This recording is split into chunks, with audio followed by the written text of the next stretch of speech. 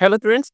हम computer science part one का chapter one discuss कर रहे थे, जिसमें हमने अपने प्रीवियस लेक्चर्स के अंदर यूएमएल डायग्राम्स को डिस्कस किया। हमने देखा यूज केस डायग्राम क्या होती है, फिर हमने बात की क्लास डायग्राम क्या होती है, फिर हमने सीक्वेंस डायग्राम को डिस्कस किया। आज हम चैप्टर वन के अंदर मौजूद फोर्थ और लास्ट डायग्राम डिस्कस करने जा रहे हैं, जो है हमारे पास एक्टिविटी डायग्राम। तो सबसे पहले इसकी डेफिनेशन देखते हैं कि activity diagram illustrate the flow of activities or steps in a process। कि एक्टिविटी डायग्राम illustrate बयान करती है flow of steps in a process.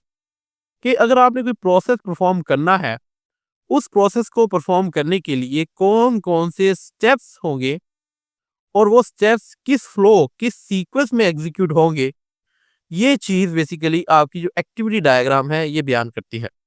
एक एग्जांपल की मदद से भी इसको समझेंगे, लेकिन उससे पहले वो कहता है कि they are useful for modelling the logic of a complex operations. कि एक्टिविटी डायग्राम का हम इस्तेमाल कहाँ करते हैं? इसको हम यूज करते हैं जब आपके पास कोई कम्प्लेक्स ऑपरेशन होता है।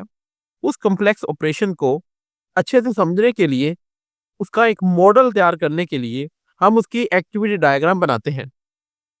एक एग्जाम्पल लेते हैं जो कि बुक के अंदर दी गई है, उसकी एक्टिविटी डायग्राम बनाते हैं तो आपको ज़्यादा अच्छे से क्लियर होगा।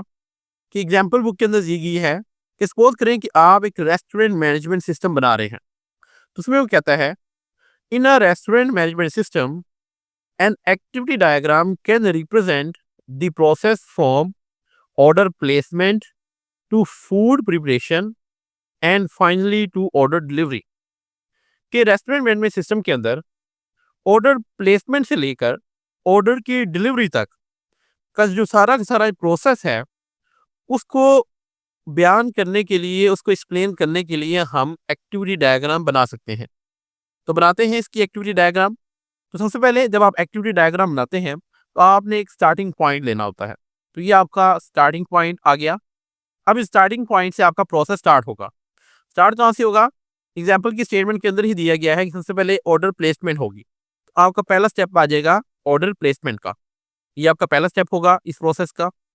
अब ऑर्डर प्लेसमेंट के बाद उसने एग्जांपल स्टेटमेंट के अंदर ऑलरेडी दिया हुआ है, उसके बाद क्या होगा? फूड प्रिपरेशन होगी। तो ऑर्डर प्लेसमेंट के बाद हम यहाँ पर लिख देंगे फूड प्रिपरेशन एक रेक्टेंगल के अंदर। तो किसी भी स्टेप को एक्टिविटी डायग्राम में रिप्रेजेंट करते हैं हम एक रेक्टेंगल की मदद से। आगे बढ़ने से पहले हमारे चैनल को सब्सक्राइब कर लें ताकि आने वाली तमाम वीडियोस आप तक टाइमली पहुंच सकें। अब फूड प्रिपरेशन के बाद एक स्टेप आएगा डिसीजन मेकिंग का। कि फूड प्रिपरेशन के बाद क्या हो सकता है कि हमने चेक करना है क्या जो फूड है वो रेडी हो चुका है। अब इस स्टेप को हमने ये डायमंड शेप के अंदर लिखा है। डायमंड शेप हम इस्तेमाल करते हैं जब आपका जो स्टेप है वो कंडीशन बेस हो, यानी या तो ट्रू हो सकता है या फॉल्स हो सकता है, या वो यस हो सकता है या नो हो सकता है। तो जब इस तरह का कोई स्टेप हो उसको आप इस डायमंड शेप के अंदर लिखते हैं। तो यहाँ पर फूड रेडी भी हो सकता है और रेडी नहीं भी हो सकता।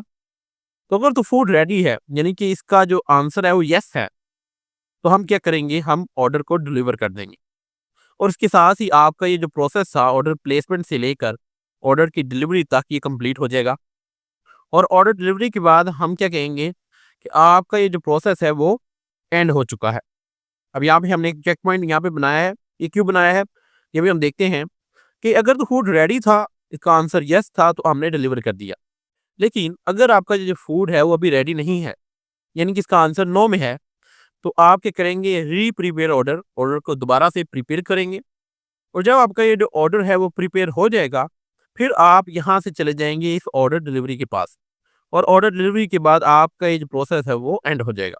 और इस तरह से आपकी ये जो एक्टिविटी डायग्राम है वो कंप्लीट हो जाएगी कि किस तरह से रेस्टोरेंट मैनेजमेंट सिस्टम के अंदर जब कोई ऑर्डर प्लेस होता है, उस पॉइंट से लेकर जब तक ऑर्डर डिलीवर नहीं हो जाता, इसके दरमियान में आप किस तरह से कौन कौन से स्टेप्स परफॉर्म करेंगे, ये सारी चीज़ें आपको ये एक्टिविटी डायग्राम बताएगी।